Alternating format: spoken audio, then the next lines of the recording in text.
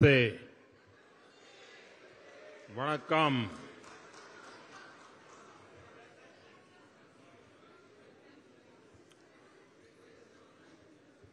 आप सबको नमस्कार।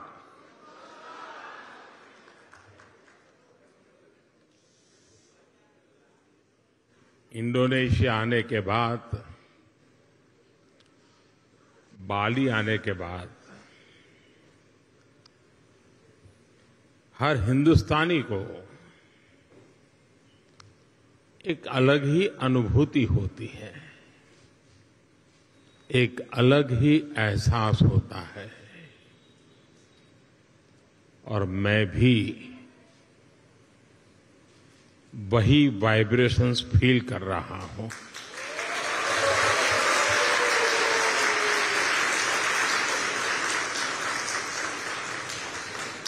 जिस जगह के साथ भारत का हजारों वर्षों का रिश्ता रहा हो और जिसके बारे में सुनते रहते हो कि हजारों साल में अनेक पीढ़ियां आई चली गई, लेकिन उस परंपरा को कभी ओझल नहीं होने दिया। हजारों साल से उस परंपरा को जीना, पीढ़ी दर पीढ़ी उस परंपरा को जानना और हर पल उस परंपरा से जुड़े रहना, वहां के लोग, उस धरती एक अलग ही आनंद देती है, अलग ही आनंद की अनुभूति कराती है। आप कल्पना कर सकते हैं, आज जिस समय मैं आपसे बात कर रहा हूं, हम यहां बाली में बैठे हैं, बाली की परंपराओं के गीत गा रहे हैं। उसी समय जब मैं आपसे बात कर रहा हूं, इसी पल बाली से 1,500 किलोमीटर दूर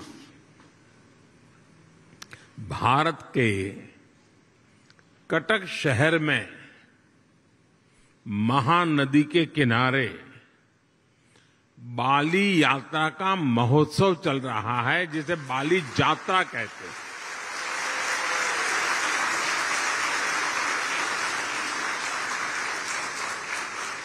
और ये बाली यात्रा है क्या? ये महोत्सव भारत और इंडोनेशिया के बीच हजारों वर्षों के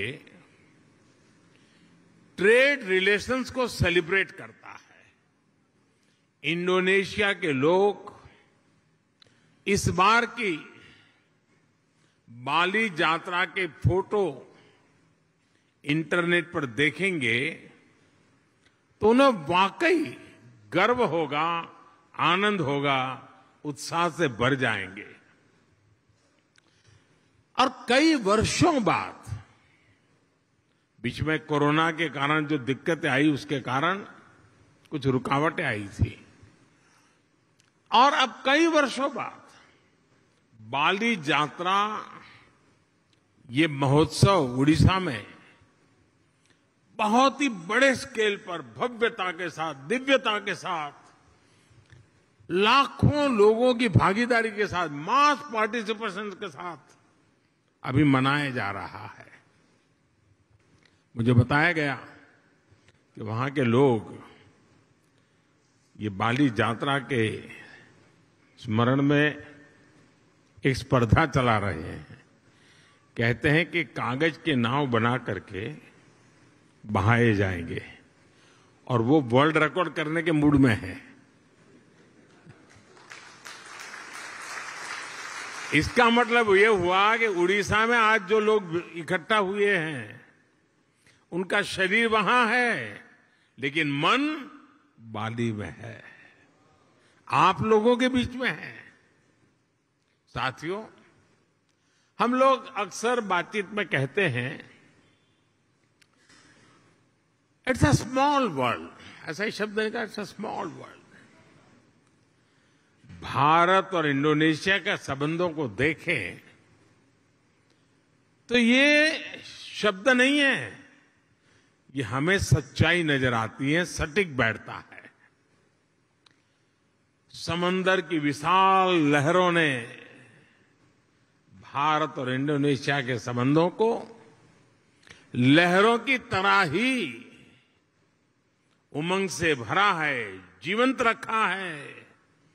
कभी थकान महसूस नहीं हुई, वो लहरें जैसे चलती रहती हैं, हमारा नाता भी वैसा ही जीवंत रहता है।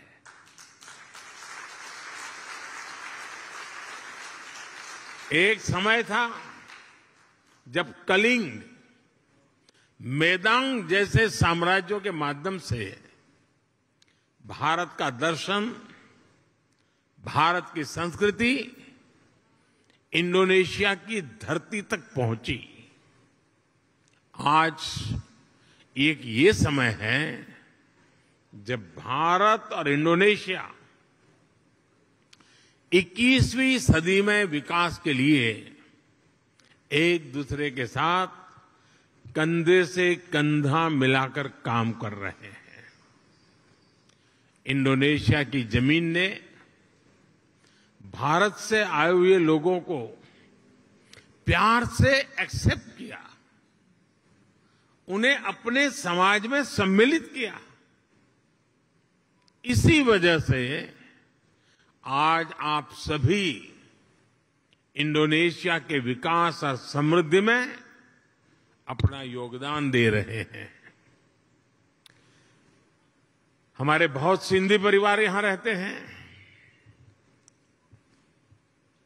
और भारत से आए हुए हमारे सिंधी परिवार के भाई बहनों ने यहां के टेक्सटाइल सेक्टर में, स्पोर्ट्स गुड सेक्टर में, इतना ही नहीं, फिल्म और टीवी इंडस्ट्री में भी काफी कुछ कंट्रीब्यूट किया है। गुजरात से जुड़े हुए काफी लोग यहां हैं। जेम्स, डायमंड्स, माइंस, इवन खेती, किसानी, उसमें भी वो लोग नजर आते हैं। भारत से आए हुए engineers, chartered accountants, professionals Indonesia के विकास के सहयात्री बने हुए हैं। कितने ही तमिल भाषी कलाकार यहां की संस्कृति, यहां के आर्ट्स को और समृद्ध करने में अपना योगदान दे रहे हैं। मुझे याद है जब 3-4 साल पहले इंडोनेशिया के बप्पा नयोमान न्यू आर्टा जी को भारत ने पद्मश्री से सम्मानित किया था, उस समय भारत का राष्ट्रपति भवन तालियों की गड़गड़ाहट से गूंजता ही रहता था। उनकी बनाई कलाकृति गरुड़ विष्णु केनकाना का कोई शायद हिंदुस्तानी ऐसा नहीं होगा जो उसकी प्रशंसा न करता हो। ऐसे ही इंडोनेशिया के वायन दिव्या और आगुस इंदिरा उदयन जी, उनको जब पद्म सम्मान मिला था तो मुझे उनके बारे में काफी कुछ जानने का, निर्णय करने से पहले मुझे काफी कुछ उनके विषय में जानने का मौका मिला। आगुस इंदिरा उदयन जी, आप भली भांति परिचित हैं उनसे, और आज यहाँ मौजूद भी हैं। वो बाली में महात्मा गांधी के विचारों को आगे बढ़ाने के लिए जी जान से जुटे हुए हैं।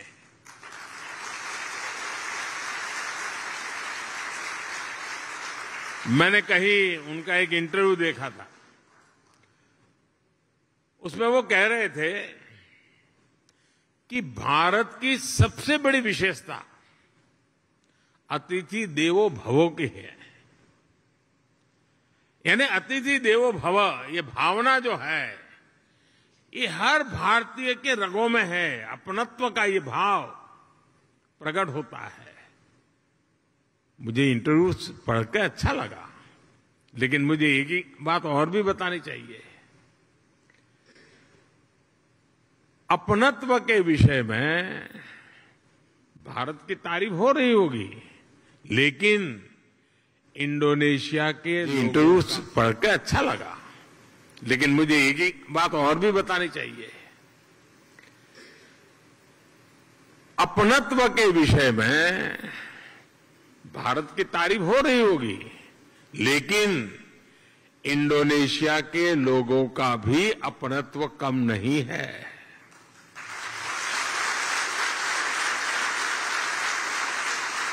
जब मैं आप पिछली बार जाकार्ता में आया था, इंडोनेशिया के लोगों ने जो स्नेह दिया, जो प्यार दिया, मैंने उसे करीब से देखा था, महसूस किया था। इतना मान, सम्मान, प्यार, स्नेह, अपनापन, क्या कुछ नहीं था।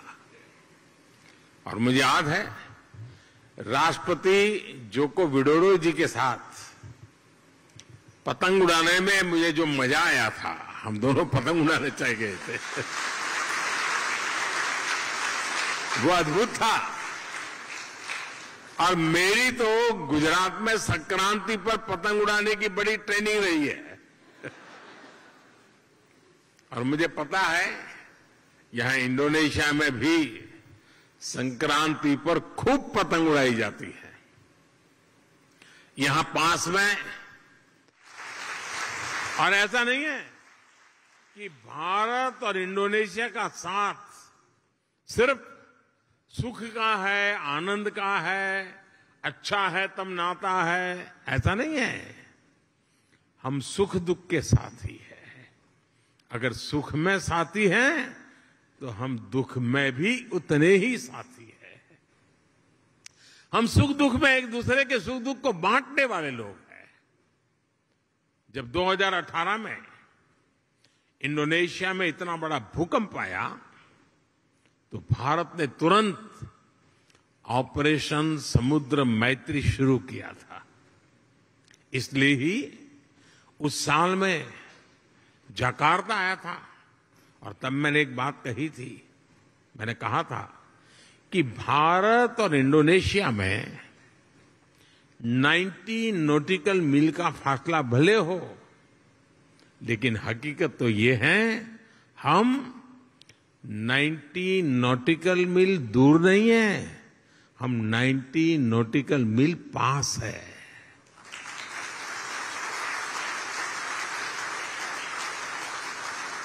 साथियों, जीवन के पग पग पर, क्षण क्षण में ऐसा कितना कुछ है जिसे भारत और इंडोनेशिया ने मिलकर के अब तक सहज कर रखा है।